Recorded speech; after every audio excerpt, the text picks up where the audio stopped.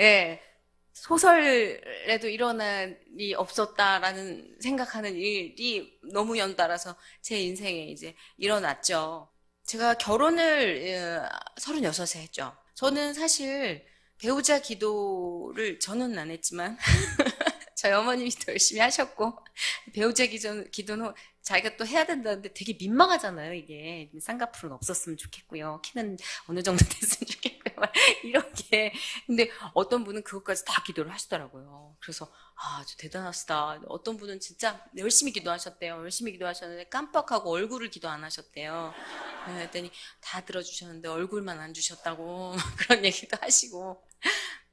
배우자 기도에 대해서 이제 그런 얘기를 많이 하시는데, 저 역시도 그냥 하나님이 언젠가 나에게 배우자를 주셔서, 제가 가정에서 가정예배 드리고, 저는 그게 너무 부러웠거든요. 가정예배 드리는 집. 그래서 그랬으면 좋겠다. 그랬는데, 글쎄요, 이런 일이 딱, 벌어지고 나니까 제일 처음 드는 생각은, 왜 저예요? 라는 생각이었어요. 음, 왜 절까요, 하나님? 저 무슨 잘못했나요? 생각해봤어요. 내가 신앙생활을 하면서 어떤 대단히 큰 잘못을 졌나? 나 무슨 되게 하나님이 분노할 짓을 한 건가? 이것도 그나마 한 1년 정도 지나서 생각이 든 거지, 사건 속에서는 그런 생각도 감히 할 수 없을 정도로 뭐 세상의 공격이 어마어마했으니까. 보통 사랑하는 사람이 이제 곁을 떠나거나 사랑하는 친구가 곁을 떠나거나 하면 슬퍼할 시간이 있잖아요. 예, 근데 저한테는 다행인지 불행인지 슬퍼할 시간이 허락되질 않았어요. 예, 너무나 노출이 많이 돼 있는 직업이어서 슬퍼할 시간에 저조차도 일어난 일에 대한 모든 영문을 알지 못할 때 세상 사람들 모두가 제가 어떤 사실을 알고 있을 거라 생각하고 그거를 알려달라고, 그걸 너는 왜 얘기 안 하냐고 막 너무나 이제 숨통을 조여오니까, 제가 뭐 어떤 일어난 일에 대해서 내가 지금 슬픈 일을 당한 건지 어떤 일을 당한 건지 피부로 느끼게 될 때까지도 한참의 시간이 흘렀어요. 한 몇 달의 시간이 흘렀어요. 뭐 집 앞에 거의 뭐 한 3, 40명의 기자분들이 포진을 하고 계셔서 신앙생활을 못 하는 거예요. 이제 교회 예배 자체가 방해가 되니까 예배 출석하시는 분들께도 막 인터뷰 요청하고 이런 게 너무 민폐니까 집에서 이제 나와서 돌아다녔어요. 좀 떠돌아다니면서 뭐 누구네 집에서 열흘, 누구네 집에서 한 달 이런 식으로 이제 좀 떠돌아다니게 됐는데, 그때 이제 이게 도대체 무슨 일인가 싶은 거예요. 도대체 내가 왜 이렇게 도망을 다녀야 되고, 내가 뭘 잘못한 거고, 나한텐 지금 무슨 일이 벌어진 거고, 하나님 이게 뭐예요 도대체? 이렇게 몇 달이 흘러왔거든요. 근데 어느 순간 갑자기 예배 도중에 이게 폭발이 되는 거예요. 이 배신감. 하나님을 몰랐던 삶이 아니잖아요. 하나님을 알았었잖아요. 전 하나님 그래도 열심히 믿었잖아요. 하나님 근데 왜 저한테, 왜 그러셨어요?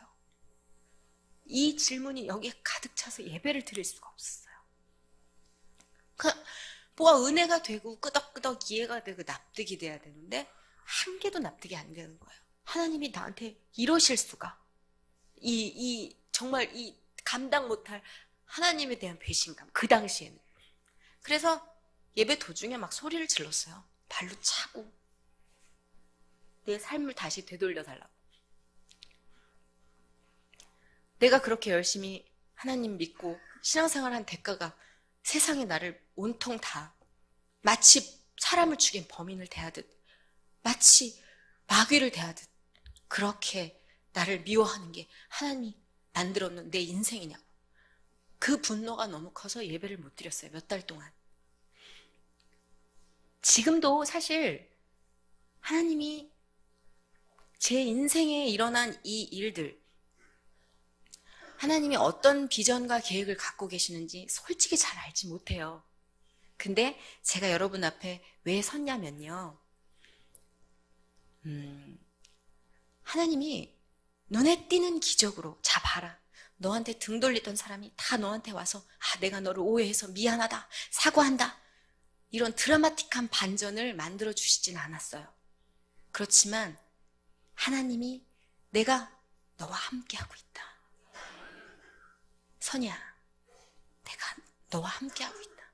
매 순간 우리가 건너는 불길도, 우리가 건너는 깊은 바다도, 우리가 만나는 수없는 자갈밭도, 산도, 들도, 때로 감사히 주어지는 아주 화창한 날씨도, 그리고 아름다운 숲길도, 정말 행운처럼 주어지는 크고 작은 돈벼락도, 건강도, 그 모든 내 앞길에, 내 역사에 하나님이 계신다. 저는 이 말씀을 드리기 위해서 하나님이 저를 세우셨다고 생각을 해요. 당장 어제 억울했던 일이 오늘 풀리진 않을지도 몰라요. 저도 아직 억울함이 다 풀리질 않았어요. 그건 거짓말이겠죠. 다 치유되었어요. 아니에요. 어느 순간 되게 살만한 날들이 있잖아요. 일도 잘 풀리고 새 일이 들어오고 갑자기 선희 씨, 나 진짜 선희 씨 팬 됐어. 선희 씨 그렇게 안 봤는데 선희 씨 멋져. 이러면 그 하루는 은혜로 또 충만해요. 그래요, 하나님. 이런 맛이 있어야죠. 하나님 진짜 감사해요. 역시 내가 진짜 하나님 믿고 갑니다. 이런 날이 있는가 하면 갑자기 과거의 덜미를 확 잡아요. 어떤 사람이 핥혀요. 그럼 너무 아파요. 그럼 나 왜 이렇게 됐지? 누구 때문이지? 제 선택 때문이라는 걸 알면서도 누군가가 필요해요. 그럼 또 하나님 너무해요. 날 왜 이렇게 만드셨어? 수없는 전쟁을 내 안에서 매번 치러요. 그렇지만 다행히, 아주 다행히 시간이 흐르면서 맨 첫 번째 전쟁처럼 그렇게 뜨겁게 왜 그러셨어요? 그러다가 죄송해요. 그러다가 막 극단적으로 정말 꽃 달고 널뛰는 그런 기도는 아니고 조금은 고급스러워졌어요, 기도가. 처음에는 좀 상스러웠죠. 저 혼자 길길이 날뛰다가 하나님 무서운 건 아니까 하나님 죄송해요. 제가 너무 성질을 냈네요. 이러면서 소리 지른 거 회개하다가 그렇게 이제 매일매일을 은혜와 하나님의 말씀과 기도로 채워가는 것 같아요. 그렇지 않았다면 저는 이 긴 터널을 지나오지 못했을 거라고 감히 말씀을 드려요. 교회 다니면서도 풀지 못한 숙제들이 꽤 있죠. 예, 있습니다. 저도 그렇고요. 저는 풀어가고 있는 단계고, 그러면, 난 진짜 너무 못났다, 정말. 그런 생각이 들 때도 있는데, 누구나 다 문제를 갖고 있지만, 그렇지만 뭐 그 문제가 당당한 건 아니잖아요. 뭐 인간이니까 어쩔 수 없어. 이렇게 나태하게 손 놓고 있을 수는 없죠. 사실 그건 하나님 바라시는 게 아니니까, 그냥 이제 하나님께 맡기면서 사실 행동하려고 노력을 해요. 예전에는 사실 자꾸 제자리 걸음을 많이 했어요. 막 뜨겁게 새벽 기도를 막 3주 동안 작정 기도 나가요. 꽉꽉 채워요. 좋아. 그러면 살짝 회식은 참여해도 되지 않나? 내 새벽 기도를 이렇게 열심히 나가는데 나 혼자 균형을 맞춰 막 저울을 재고 내가 이만큼 믿었으면은 여기서 이만큼 나쁜 짓을 하면 약간 퉁 이런 느낌으로 머리를 굴리는 거예요. 그래가지고 이렇게 삐쭉삐쭉 또 딴 데 가서 여기서 받은 은혜 다 까먹고 제가 그렇게 좀 많이 한심하게 좀 제자리 걸음을 많이 하는 그런 말썽 많은 딸입니다. 근데 이제 좀 결단을 내리려고 해요. 하나님 향해서 한 발짝씩만, 반 발짝씩만 욕심 안 내고라도 천천히 갈 수 있게 뒷걸음질이 치지만 않게 해주세요. 그리고 하나님이 저한테 제가 알고 싶은 어떤 파일이 있어요. 하나님 저한테 왜 그러셨어요? 하나님 그때 왜 그러셨어요? 이게 있어요, 사실. 없지 않아요. 여러분도 있지 않나요? 사실 나만의 엑스파일이 좀 있잖아요. 예. 근데 사실 하나님 믿고 하나님 계시는 거 알고 하나님 약간 무섭기도 하고 그러니까 또 좀 따지려고 그러면 하나님 또 감사한 걸 또 주시잖아요. 그럼 요건 좀 내놓자 이런 거 있잖아요, 주머니에. 근데 사실 그게 의미가 없을 정도로 은혜를 계속 이렇게 충전을 시켜주니까 점점 이게 품해진 대로 가더라고요. 그리고 이제는 새삼 그걸 왜 그러셨어요? 라고 꺼내기가 너무 민망한 상황이 된 거예요. 하여간 그때 저한테 왜 그런 시련을 허락하신 거예요? 허락하셨어요? 막 이딴 질문들이 이렇게 있었는데 자꾸 가물가물해지고 이제 와서 꺼내기도 참 애매하고 그렇게 많은 걸 받으면서도 넌 또 그렇게 과거로 돌아가서 그걸 묻고 싶니? 라는 생각도 들고 그래서 저한테 이렇게 X파일이 있는데 이거는 나중에 이렇게 자동적으로 소멸이 되지 않나. 예. 그냥 두세요. 예, 넣어두세요. 보따리를 없애라는 말도 아니고 넣어두시면 하나님이 알아서 없애시는 것 같더라고요. 예, 저도 많이 까먹었어요. 몇 개 되게 많았거든요. 막 그때 막 기자 이름 다 적어놓고 내가 너 그런 식으로 썼어 너. 막 데스노트도 아니지만 너무 분하니까 이거 사실이 아닌 걸 막 쓰고 막 지들이 뭐 본 것처럼 얘기하고 막 그렇잖아요. 근데 세상은 말을 많이 하는 사람 말로 다 귀 기울이더라고요. 저는 말이 아니면 안 듣고 내가 봐도 말이 안 되니까 사람들은 안 믿겠지 이랬는데 에이, 자주 들리는 말을 믿어주던데요. 그러니까 막 분하니까 막 썼죠. 막 기도 제목으로 막 쓰고 하나님 막.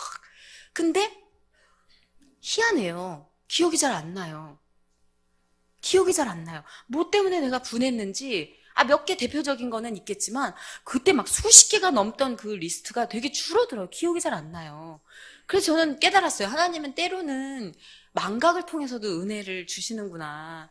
네, 이제 건망증이 되게 심해요. 원래는 이렇게 건망증이 심한 스타일이죠, 원래도. 네, 자주 잊어버립니다. 신분증도 많이 잊어버리고, 그랬구나. 예, 건망증이 많은 스타일인데, 복인 것 같아요, 그거를. 하나님이 이렇게 건망증을 이렇게 써먹게 해주시더라고요. 그래서 이제 그런 일을 겪고 나서, 어느 순간, 어쩌면 하나님의 뜻이 아니라 내가 지금 이렇게 막 어딘가를 향해서 가고 있는 게 마귀의 뜻일 수 있겠구나. 나를 원하고 있구나, 이 아이가. 그러니까 정말 심각하게 저는 그 당시에 영적 전쟁을 느꼈어요. 너무나 이상할 정도로, 너무나 제 주변에 있는 사람들이 일을 당하고, 너무나 이상할 정도로 저를 향해서 죽음의 공포가 목을 조이면서 가까이 오는 걸 느꼈어요. 그래서 제가 제일 무서웠던 게, 제가 아무런 생각도 없이 그냥 당연하게 언젠간 나도 가겠구나라는 거를 덤덤하게 인식하고 있고, 그것이 조만간이 되더라도 상관없어. 지금 당장이라도 상관없어. 이 세상을 포기하고 저버리는 거에 대해서 그냥 아무런 생각이 안 들고 무덤덤해지더라고요. 그래서 그냥 오늘 엄마랑 밥 먹고 근데 내일 죽으면 되겠구나. 저는 그게 우울증이라는 걸 몰랐어요. 예. 그러니까 모든 감정이 진공 상태로 다 날아가 버리고 기쁨도 슬픔도 화도 그것조차도 없이 그냥 아무런 느낌, 인간이 느낄 수 있는 감정을 모조리 다 뺏겨버리는 것도 우울증이라는 걸 몰랐어요. 저는 그게 너무 거칠게 당해가지고 내가 그냥 다 감정을 느끼질 못하는구나라고만 생각했는데 그게 그렇게 우울의 늪으로 가고 있었던 거더라고요. 그래서 아무것도 아니게 제 목숨 자체를, 저라는 사람 자체를 훅 떨어져서 애정을 갖고 보는 게 아니라 그냥 남의 일 보듯이 보게 되더라고요. 그래서 정말 주변 사람들을 많이 조마조마하게 했어요. 그래서 저희 담임 목사님이 십자가를 지시고 매일같이 정말 이렇게 안수기도를 해주시고 기도로 붙잡아 주시고 계속 붙잡아 주셨는데 저는 지금 느껴요. 그 당시 저를 위해서 기도해 주시던 분이 얼마나 많았는지 지금 느껴요. 지금 아주 강하게 느껴요.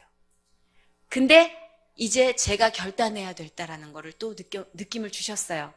이제 엄마의 기도도 너를 사랑하는 너의 자매들의 기도도 아닌 너의 기도가 필요하다. 라는 하나님의 의지와 느낌과 결단을 느꼈어요. 요즘 어렴풋이. 그래서 이제 저희 어머니가 저를 위해서 매일같이 새벽 기도를 해주시는 분이었거든요. 부모님의 기도로 자기가 어느 정상에 올라갔든 간에 하나님은 어느 순간부터 당신의 기도를 원하시더라고요. 너와 1대1로 마주보길 바란다 라는 게 하나님의 진심이시더라고요. 하나님 잠깐 엄마 기도해 주실 거예요. 엄마 기도해줘. 엄마 이거 기도해줘. 전 그게 입에 뱄어요. 근데 어느 순간부터 진전이 없는 거예요. 믿음에. 이게 막이 있는데 치고 나가질 못하는 거예요. 지금은 제가 여러분의 기도를 느낀다고 했지만 제가 그 당시 뜨거운 사람들의 기도를 느끼질 못했던 게 기도를 받고 있음에도 불구하고 제가 기도를 드리지 않았어요. 제가 드렸던 가장 절박했던 기도, 살려주세요였어요.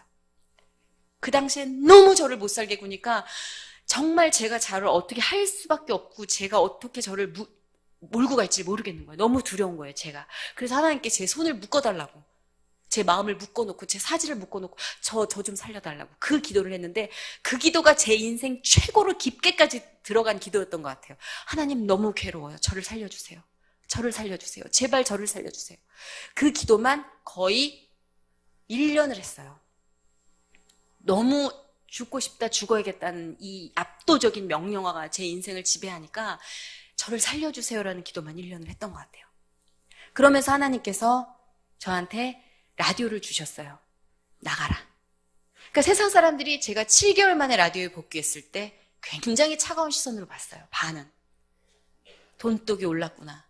일에 눈이 멀었구나. 네가 지금 남편을 잡아먹어 놓고 너 7개월 만에. 저 라디오 게시판이 98%가 욕이었어요. 폐류나 부터 시작해서. 남편 잡아먹은 여자. 뻔뻔하다, 무섭다, 독하다. 여자가 한 사람이 들을 수 없는 이야기들이 98%를 도배를 했어요. 게시판을. 매일매일이 집안에서 죽고 싶은 나를 다 잡는 것보다 더 큰 전쟁이었던 것 같아요. 이렇게 많은 사람들이 저를 이렇게 생각합니까, 하나님? 하나님 말씀대로 침묵한 대가가 이겁니까, 하나님? 하나님, 저는 이젠 세상을 살 아무런 의미를 못 찾겠어요, 하나님. 근데요, 참 신기한 게 하나님이 그 98%의 게시판 악플이 막 매 순간 올라와서 사연을 찾기가 힘든데 저한테 딱딱 찝어주시고 눈에 띄게 해주는 글자가 있는데 기도합니다. 기도합니다. 하나님의 이름으로 승리하세요. 기도합니다. 20명, 10명 사이사이에 두고 칸칸이 박혀있는 당신을 위해 기도합니다. 그리고 집에 돌아가면 너무나 긴 문장으로 긴 사연이 와 있어요. 사연과 신청곡 방에 선희 씨 꼭 읽어주세요. 난 교회를 다니지 않는 사람이에요. 난 그런데 어느 날 선희 씨가 너무 생각이 나서 새벽 기도를 갔어요. 난 선희 씨가 내 딸 같다고 생각해서 선희 씨를 내 딸이라고 생각하고 난생 처음 만나지도 못한 하나님께 당신의 이름을 부르며 기도를 했습니다. 내 기도가 이루어지면 난 교회를 다닐 겁니다. 선희 씨, 우리 딸이 선희 씨 아파요. 우리 딸이 몇 년째 아픕니다. 남편이 떠났어요. 딸도 아픈데 우리 손주도 아파요. 그렇지만 우리 딸이 선희 씨를 위해서 기도하자고 합니다. 이런 글들이 새벽마다 채워져요. 그래서 제가 하나님께서 채워주시는 분이구나 라는 걸 그때 느꼈어요. 빼앗아 가시는 분이 아니고 자리를 비워내시고 채워주시는 분이구나 라는 걸 느꼈어요. 이렇게 많이 빼앗겼다고 생각하는 내 자리, 정말 내 것이 당연하다고 생각했던 내 자리를 다 빼앗기고 세상에서 내가 설 위치조차도 다 빼앗아 가시는구나 라고만 생각했는데 하나님이 그 빈자리에 너무 뜨겁게, 너무 아프게, 너무나 열정적으로 나를 사랑하는 사람들로 채워주고 계시는구나. 하나님의 사랑으로, 당신의 흔적으로 채워주고 계시는구나. 그게 너무 감사했어요. 그게 너무 감사해서 라디오를 그만둘 수가 없었어요. 그분들께 증거가 되고 싶었어요. 내가 그분들로 인해서 하나님을 느꼈듯이 그분들이 너무나 아픈 생활고에 너무나 아픈 현실 속에 악소리도 못 내고 비명조차 못 지르고 있는 그 절망의 순간 속에 얼굴 한 번 본 적이 없는데 그냥 TV에서 내 딸 또래구나, 우리 여동생 또래구나, 우리 아는 친구 또래구나, 그 인연 하나로 난 저 친구 재밌더라, 즐겁더라, 그 인연 하나로, 그 이유 하나로 그렇게 모든 시간을 투자해가면서 저를 위해 기도해주고 응원을 하고 들어와서 로그인하고 저를 찾아준다는 그 뜨거운 에너지가 하나님이 계시다는 증거라고 저는 믿었어요. 그렇다면 그 기도는 이루어져야 하고 그 기도가 이루어져야 하나님이 계시는 걸 저들도 알 거라고 저는 생각을 했고, 그래서 하나님이 나를 세우시길 원하시는구나. 이 아픔은 이유를 알 수 없고 내가 살아있어 내 짧은 믿음과 내 어리석은 지성으로는 하나님의 모든 큰 그림을 이해할 수 없지만, 하나님이 왜 그러셨는지 내 인생을 통틀어서 난 이해할 수 없겠지만 하나님께서는 매 순간 흔적을 보여주고 계시는구나. 작은 그림을 보여주고 계시는구나. 내가 이 작은 그림을 보면 하나님의 큰 그림을 믿을 수밖에 없구나. 왜? 나 어렸을 때 하나님 만났을 때 생각해보자. 그때로 되돌아가 봤어요. 어떻게 하나님을 만났고, 어떻게 하나님이 약속해 주셨고, 어떻게 아버지의 관계를 회복해 주셨고, 어떻게 어머니와 가족과의 관계를 회복해 주셨는지 기억해 봤어요.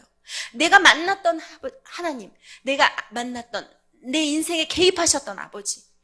근데 그분이 설마 나를 이대로 이렇게 마침표를 찍으면서 끝을 낸다고? 아니야. 내가 포기해도 그분은 날 포기 안 해. 끝이 아닐 거야. 라는 희망이 생겼어요. 그래서 정말 죽을 각오로 버텼어요. 하루는 버텼고, 하루는 즐거웠고, 하루는 감사했고, 하루는 또 절망했지만 그 와중에 그 모든 일상 중에 하나님 발끝이 보였어요. 하나님 발끝이 늘 느껴졌어요. 나보다 먼저 욕설을 받아주시고, 나보다 먼저 세상의 문매를 맞아주시고, 나보다 먼저 돌팔매질을 당해주시는 아버지의 그 상처투성의 발을 매 순간 느꼈어요. 억울해? 네가 예수님보다 더 억울해? 아파? 네가 예수님보다 더 아파? 아니요. 저는 하나님보다 더 아프지 않아요. 하나님보다 더 억울하지 않아요. 그럼에도 핏값으로 너에 대한 사랑을 보여주셨잖아. 믿어. 야, 하나님 너 이렇게 두실 리 없어. 그래서 저는 사실 응원해요, 힘내세요라는 말보다 훨씬 제 마음을 두드리는 얘기가 있어요. 참아냈던 거예요. 아니야, 괜찮아. 난 괜찮아. 괜찮을 거야. 그렇게 3년이 지났는데 정말 안 괜찮다라는 걸 느낄 때였어요. 힘들었던 게 사람들이 저를 만나면 이제 뭐 이런 수근거리는 게 아니라 힘내세요. 응원해요. 화이팅! 이런 말 많이 해주는데 근데 그 말이 너무 듣기 싫은 거예요. 왜 그러냐면 그 말이 그렇게 느껴졌어요. 넌 우리와 달라. 넌 이제 우리와 달라. 넌 힘내. 넌 힘내. 알았지? 영원히 일반적이고 평범한 틀에서 내가 이제 저들과 함께 섞일 수 없는 다른 종류의 사람인가? 나는 힘을 내야 되는 사람인 거예요. 라는 생각으로 상처로 자꾸 와닿는 거예요. 정말 이거는 언제 끝날까? 난 언제 이 편견과 되겠어? 야, 정선이 아직 이르지 않아? 정선이 아직 이미지가 어둡지 않아? 되겠어? 언제까지 내가 이런 주홍 글씨를 달고 살아야 될까? 굉장히 지쳐가던 무렵이었어요. 근데 그때 어떤 방송에서 송채한 씨를 우연히 만나는데 방송 끝나고 송채한 씨가 막 의상을 둔 채 뛰어오시는 거예요. 그러더니 주차장에서 저를 이렇게 딱 잡으시더라고요. 그래서 제가 너무 싫은 거예요. 또 힘내라고 그러겠지. 언니 이러고 소울 없이 받아들이고 있는데 송채한 씨가 선희 씨, 난 크리스찬인데요. 난 하나님 딸로 당신한테 무슨 말 해줄 수도 없고 그럴 권리도 없어요. 그런데 선희 씨, 나는 희한하게 하나님 딸 대 하나님 딸로 당신의 내일이 기대가 돼요. 그 얘기를 들었을 때 감사가 누군가 내 인생을 기대해주고 있구나. 누군가 내 내일을 기대해주고 있구나. 너 불쌍해, 너 안 됐어, 너 힘내가 아니라 너의 내일이 기대가 돼. 우리 아빠가 만들어줄 내 딸, 우리 아빠가 만들어줄 같은 딸인 너의 미래가 아빠의 딸로 기대가 돼. 그거잖아요. 그거는 아버지가 계획하고 계신다는 거거든요. 아버지가 너를 위해서 준비한 파일이 있다는 거거든요. 여러분도 기대하세요. 여러분의 내일을 위해서 만들어 놓은 하나님의 놀라우신 그 계획을 믿으세요. 그리고 힘들 때마다 기대하세요. 뭘 주시려고 이러시나? 좋은 거 주시려나 보다. 하나님이 계획하고 계십니다. 우리만 포기하지 않으면 돼요. 우리만 그 하나님 손을 놓지 않으면 돼요.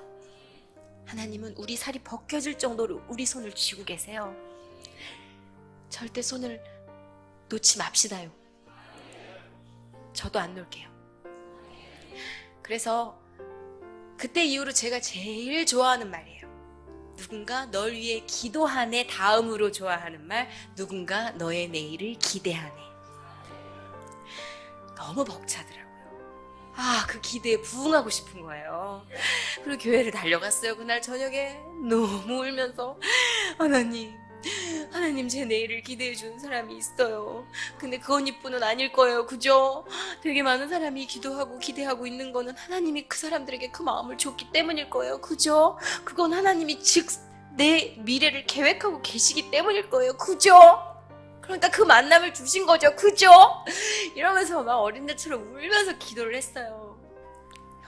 마음이 너무너무 편안하고 좋더라고요. 너무 좋더라고요. 그래, 계획하고 있어. 네가 지금 준비가 될 때, 그리고 네가 감당할 수 있을 때 맞춰서 아빠가 얼마나 열심히 뜨개질하고 있니? 아빠가 손뜨개질하고 있어. 섬세하게 한 코 한 코. 정말 이태리 장인의 정신으로 너의 인생을 얼마나 잘 뜨려고 내가 애쓰고 있는데